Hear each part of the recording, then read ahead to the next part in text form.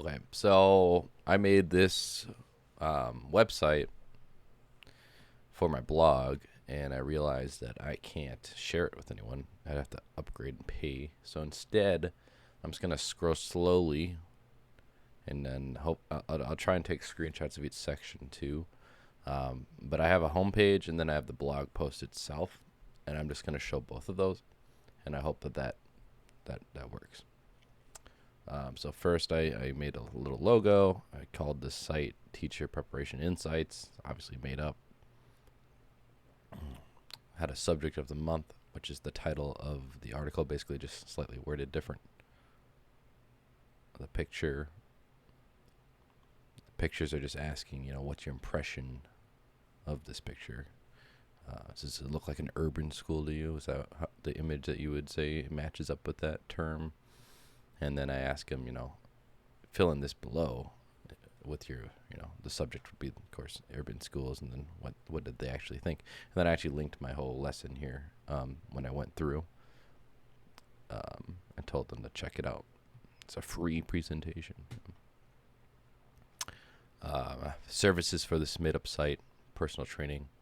I mentioned positive transformational culture as one of the roots for the seminars. Obviously trying to get some of that reading involved that we had gone through, some of the bigger ideas. Information, this is supposed to be like a news site source. Mental health, there'd be some things for members there. Customized plans, right? It's just trying to advertise more. A quote I made up from some fake dude. I learned so much from TPI. Just a short version of the site.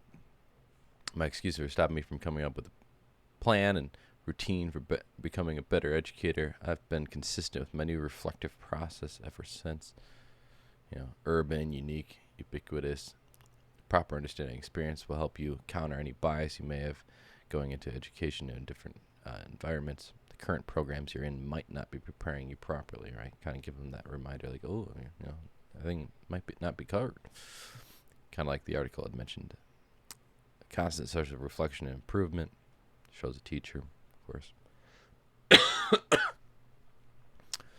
Think of me as your personal information source. I'll provide you with the best and newest information on education programs, whether professional development, collegiate courses, online programs, or other pathways to becoming an educator.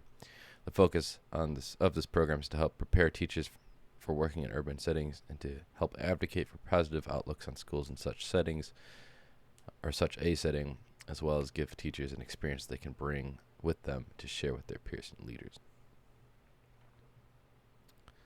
At the end of the homepage, let's get in touch. The first session's on me. Fake link to do that.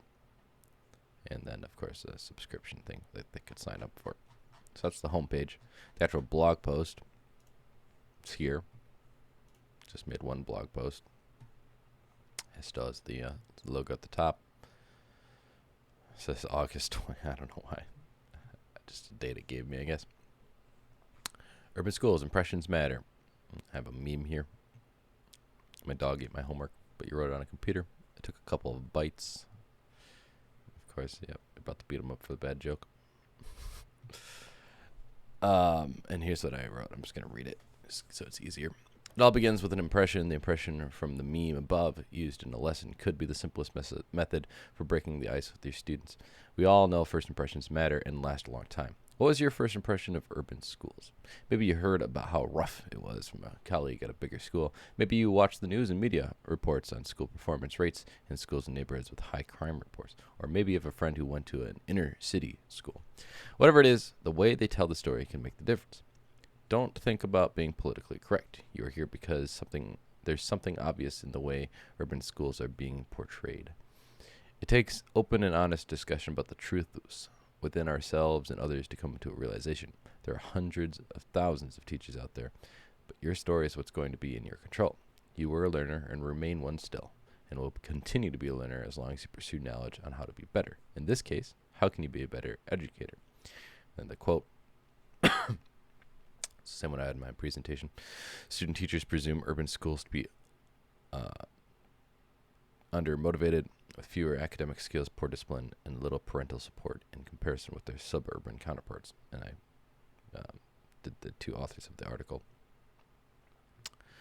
This is a quote from an article about pre-service teachers and their impressions of urban schools and students at those schools. Clearly, there's unfavorable impressions being given to our future teachers about urban institutions. And then I involved a picture here that shows two articles or two news sources with different pictures used for Obama and Trump. And then I said, bias in media can be seen just by the images they choose when portraying people or places. Can you guess which news outlet supports which candidate? Could you do so if you didn't recognize the news brand, if you did recognize either of them? Like Fox is pretty recognizable. But if you didn't recognize that, would you be able to identify which candidate they support just by looking at the... If the media does this for politics, what about education?